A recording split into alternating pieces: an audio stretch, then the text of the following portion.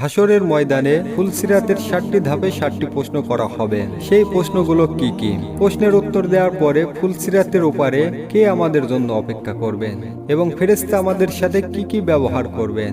আপনারা যদি এই 7টি প্রশ্ন জেনে থাকেন তাহলে কমেন্ট করে জানান, আর যদি জেনে না থাকেন তাহলে ভিডিওটি সম্পূর্ণ দেখুন।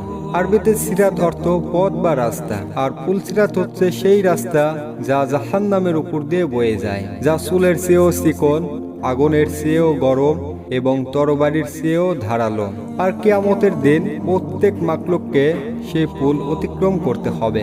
যারা জান্নাতবাসী হবে তারা তাদের ঈমান ও আমল অনুযায়ী স্বচ্ছন্দ অথবা কষ্টের সাথে ফুলসিরাত অতিক্রম করে জান্নাতে চলে যাবে, এবং যারা তাদের আমলের কারণে জাহান্নামে থাকবে তারা ফুলসিরাত থেকে পড়ে গিয়ে জাহান্নামে পতিত হবে।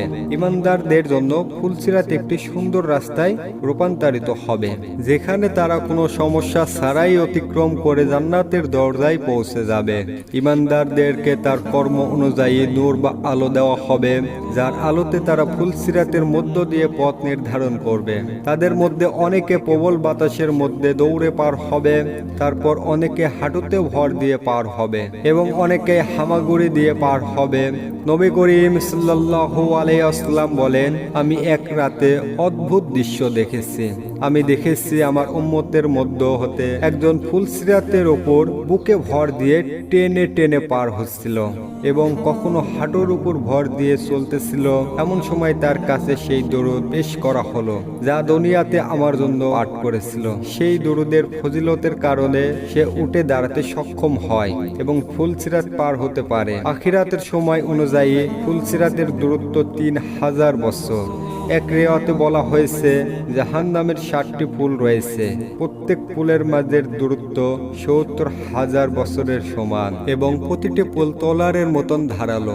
এই পুলের উপর দিয়ে অতিক্রমকারী দলগুলোর মধ্যে প্রথম দলটি চোখের পলকে পার হয়ে যাবে, দ্বিতীয় দলটি বিদ্যুতের গতিতে পার হয়ে যাবে, তৃতীয় দল জোরো বাতাসের মতো পার হয়ে যাবে, চতুর্থ দল পাখির মতো পার হয়ে যাবে, পঞ্চম দল ঘোড়ার মতো পার হয়ে যাবে, ষষ্ঠ দল দৌড়ে ছুটে চলা মানুষের মতো পার হয়ে যাবে, সপ্তম দলটি পথচারীর মতো পায়ে হেঁটে হেঁটে পার হয়ে যাবে। তাদের সবার শেষে একটি দল অবশিষ্ট থাকবে। যখন তাদের যেতে দেওয়া হবে তারা ফুলসিরাতের উপর পা রাখবে, কিন্তু তাদের পা কাঁপতে শুরু করবে, তাই তারা হাঁটু গেড়ে বসে পড়বে। অতঃপর তারা হাঁটুতে ভর দিয়ে চলতে শুরু করবে এবং জাহান্নামের আগুনের ফুলকি তাদের পায়ে এবং পায়ের তলা পর্যন্ত পৌঁছাবে। তারপর তারা বুকের উপর ভর করে টেনে টেনে চলতে শুরু করবে।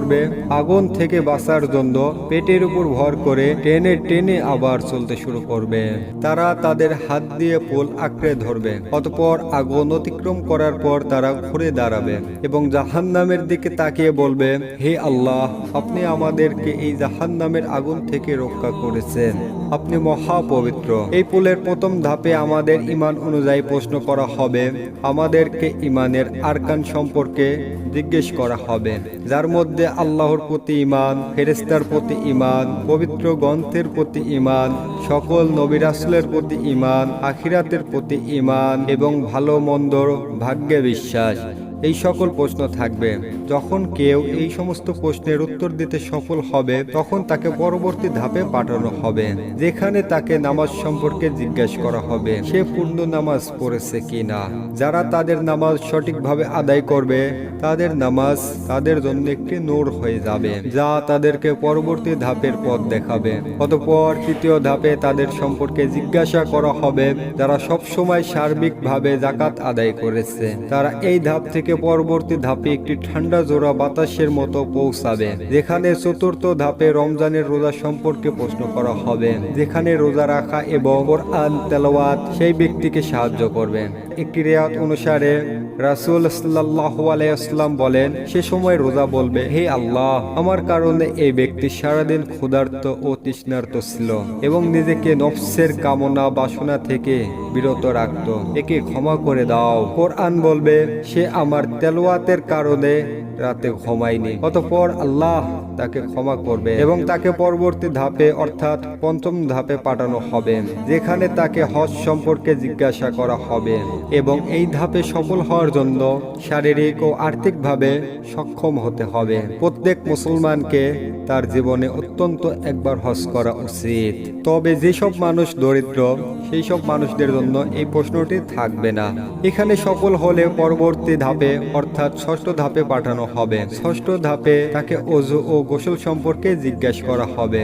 ওযুর মাধ্যমে একজন ব্যক্তি পরিষ্কার এবং পবিত্রতা হাসিল করে আল্লাহর ইবাদত করার জন্য প্রস্তুত হয়। তাই শিশুদেরকে অল্প বয়সে ওযু ও গোসল সম্পর্কে শিক্ষা দেওয়া জরুরি, যাতে কিয়ামতের দিন ফুলসিরাতের এই ষষ্ঠ ধাপে সফল হয় অর্থাৎ সপ্তম শেষ ধাপে পৌঁছাতে পারে। সপ্তম ও শেষ ধাপে তাকে বান্দার হক সম্পর্কে প্রশ্ন করা হবে, যেখানে সফলতা নির্ভর করবে আমাদের নিজের পিতা মাতা, প্রতিবেশী ও বন্ধু বান্ধব এবং আত্মীয়দের সাথে কিভাবে আচরণ করে তার উপর। যদি কেউ অন্যের হক নষ্ট করে, যেমন অন্যের ধন সম্পদ আত্মসাৎ করা, চুরি করা, ডাকাতি করা, কাউকে গালি দেওয়া, কারোর নামে গীবত করা, তাহলে তার জন্য এই ধাপ অতিক্রম করা খুব কঠিন হবে এবং তারা তা অতিক্রম করতে পারবে না।